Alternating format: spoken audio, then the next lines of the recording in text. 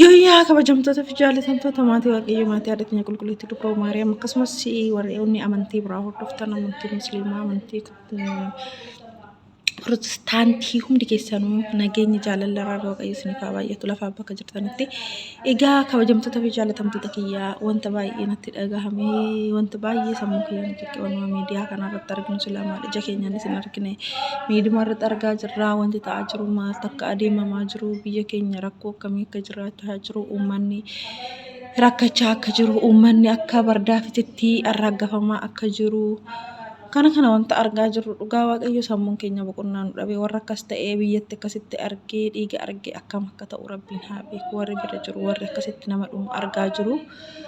Isaan akka ta'anii rabbiin haa beeku garuu ana dhugaa waaqayyo baay'ee natti dhaga'amee jira maaliif jennaan nuti har'a jireenya biyya ormaa jiraannu kuni boruu nama taanaa fooyyofnaa harka namaan eeggannuun guddanna jenneeti biyya ormaatitti tan karaattataa jirra biyya qabnaa hojjetanneetitti galla jennee assaabaa jirra. Garuu immoo wanti miidiyaa kanarratti arginu biyyi keenya sila akkas ta'aa jira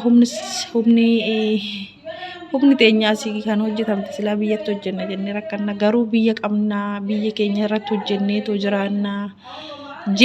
jenneetoo murtii akka qabnu akka nuti assaabneetoo biyya keenyatti hin galle wanta adda addaatiin keessi kutama. Maaliif jennaan kanuma argaa jirru hojjennees argine waan hunda laalaa jirra arginee jirra. Kanaaf immoo maaltu ta'amaa akka jiru dhugaa yaa uummatamee maaluma isinitti dhaga'ama isin garuu dhugaa ani gama kiyyaan dhugaa rabbii of na jibbisiise macarrashaa of na jibbisiise ani asii yoo deemne too warra silxaana qabu isaan kan gagallakkisan dhageenya biyyi teenya guddattee biyyi teenya akkas taatee biyyi teenya maalii taateedha. Egaa biyyi guddachuun dhugaa rabbii iyyeechi dhumeeti. Iyyeechi dhumaati kan biyyi guddatu iyyeechi homaan beekne hin du'u guyyaa tokko namni silxaanarra jiru namni silxaana ofiitiif bootaa qabachuudhaaf wal lolaa jiru isaan keessaa namni tokko waa ta'ee nageenya hanga ammaa dhugaa waaqaan hanga miidiyaa kana fayyadamu jechuudha. Maaliif jennaan warra uummata homaan beekne Oromoos ta'e Amaaras ta'e maaf du'an warri homaan beekne warri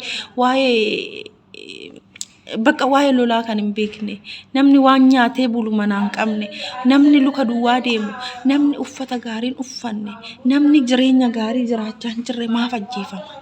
maaf ajjeesama dhugaa rabbii mee maaloo balleechan ajjeefaman maalirraan kan ka'e ajjeefamuu danda'an dhugaa baay'ee namatti ulfaata maal eecha dhaqe mangistiin keenya mangistiin jiraa biyya hin jiraa garuu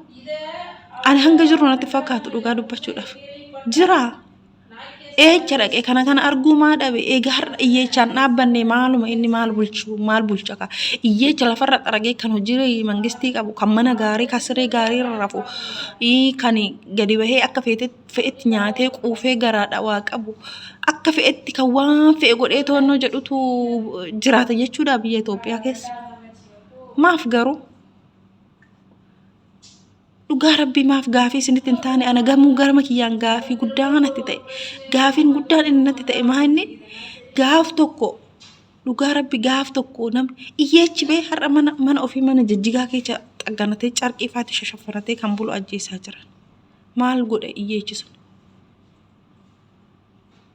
ishii warri silxaanarra jirullee odoo waa wal godhanii ayyee ishii isaan wanna irratti wal lolan qabanii wanna irratti akkas wal godhan qabanii kanatti wal lolanii kanatti wal akkana godhan jira. Hanumaan beekne maaf ta'eetuma du'a kaa hoo isaan ajjeesan maal argatu kaa warri isaan akkas ajjeesu sun dhugaa rabbii ani garuu kana rabbii ani namni somaan godhu mangistiin somaan godhu Itoophiyaadhaa fi giin waaqumti uuman Itoophiyaa san biyya san zaragga'ee toonnoo jedhee gooftumti bichaan dhugaa rabbii ani wannan dubbadhuun qabu dhiiga iyyeessaa dhiiga nama homaan beekne inni isaanii lafatti hin badinin jedha dhugaa rabbii as deebi immoo ani mangistuma keenya maaluma akka inni hojjetu rabbiin haa beeku har'a mangistiin tokko biyya bulchaa jedhame sinisraatiidhaan rakkoon bakka jirutti rakkoo dhugaa rabbii warra amma ijoollee gargaaraa jiru warra nama rakkate oduu amantiin addan qoodiin osoo kaaniin addan qoodiin kan wal gargaaraa jiru kan hoggaa argite itti gammadda gin asiin immoo inni ta'amaa jiru karaa biraatiin noonni shira adda addaa maalirraan kan ka'e gaa abaarsa akkamii qabdi Itoophiyaan abaarsuma akkamii qabdi silxaana jettanii namni hoggaa dhumu kana ani ginna ajaa'iba dhugaa waaqa Garuu du'an oolan eenyumtuu du'an oolu be gin iyyeecha gaaf tokko odoon darbin immaa du'aatu garaa nama guba malee maaliif maal sinitti dhagahame mee rabbi uummata Oromoo Amaara ta'e Oromoo ta'e eenyumtuuyyuu iyyeechi homaan beekne haa du'u hoo jettan dhugaa rabbi koomentiidhaan barreessaa maaliif jennaan iyyeechi maaf du'uu qaba rabbi waan fe'an nyaatanii hammaarratanii waan fe'an asiifachi godhanii mana jireenya adda addaatiin ijaan waliif kennanii iyyeechi achitti homaan beekne kan qorrii fi uffata halkanii dhabee kan qorrii fi qilleessi gamaa gamanaan isaanii wannoo godheetoo ani niin jabchaan maal jedhee akkan dubbadhu beeku dhugaa rabbi ijoollee rabbi baay'ee natti dhagahame dhugaa daawwattoota kiyya rabbi anis waaqayyo bichaan yaa faradu kan uummata du'ee kanaan dhugaa rabbi ani hin jaa bismaam namni bakka bardaafuma ta'e dhiigni nama maaf namatti hin dhagahamne bismaam karam akka adeemaa jiru rabbi naa beeku dhugaa waaqayyo karam deemna maalika Yesus baay'ee ulfaata Kiristoos baay'ee ulfaata garuu mee adaraa jechaan dhugaa waaqayyo mee maaloo ani mangistumti waan inni hojjetu rabbiin haa beeku bichaa isumaaf qalbii haa kennu gooftan Araa gisee amma oduu rakkataa gargaaree odoonnoo jedhee wayyu hanga biyyi ormaatii rakkataan gargaaramaa jira inni waan takka wanni inni baase warra haftaamee harka qabatee deema inni gooftan asii kaaniif kaane hara basmaa hara nama xinee si haa kennu gooftan bichaa macarrashuma keessa haa eebbisu yaa namticha nanaatti bichaa basmaa Yesus ani mangistii kana takka argeen beeku dhugaa waaqa baay'ee na ajaa'iba dhugaa maaf du'a namni maal hojjetaa inni maal tiksa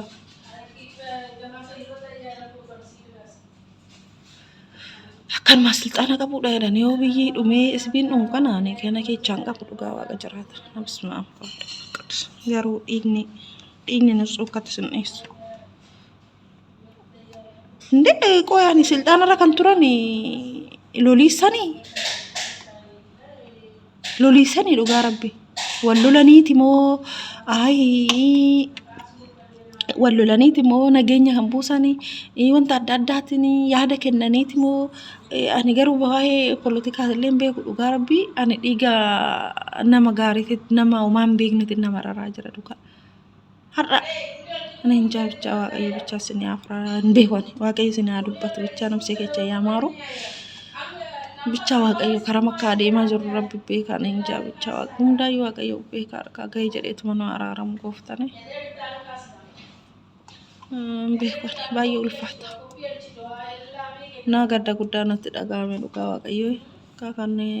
boqotan waaqayyo nobsee isaanii amaaru garuu abiy itti ilaali mangistii biyya Itoophiyaa itti ilaali uummata eega bulchaa taatee eega warno taatee uummanni kee miidhamuu akka hin qabnetti malee uummata homaan beekne miidhamee eenyu akka bulchuu hedduus yaadi maal bulchite eega uummanni dhume eega namni dhume maaliif bulchitan maal bulchitame qoy annaa ajaa'iba dhugaa waaqa jira ninjaa basmaa annaa kana fakkaata dhugaa yaada kiyyaa kanuma fakkaata waan asinitti dhagahame koomentiidhaan lafa guddaadha dhugaa rabbi humni keessanuu miidiyaadhaan yaada qabdan miidiyaa mataa keessanii qabaattan